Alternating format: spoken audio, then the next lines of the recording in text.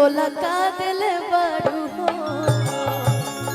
अलगलू पसारे तू तपार हियर भरात वाली कचक जमारो तारुआ हियर भरात इच्छाती करे ले उतार दिल मोछिए परसार असगरो चलल बचला रंग बाजरा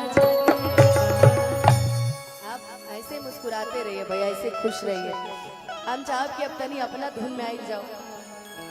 वरुण भैया कहनी, वरुण भैया पहले मना कर देने कि ना ना ना मेरे बारे में कुछ मत बोलना। हम कहनी भैया कलाकार के हाथ में माइक हो कलाकार कुछ बोले ना तो ये तो गलत बात है। कलाकार हमेशा बोले है ना। तो रवि भैया आप भी बैठिए कम से कम सामने, आप सामने बैठेंगे तो कुछ सुनाने का मन करेगा। भैया मेरे बड़े दिल अजीज हैं और बड़ा सुनने के बड़े शौकीन है। जैसे हमारे सनी भैया हैं, सनी भैया के सामने अगर कोई गाना गा दे, हो हमरा प्यार के बदला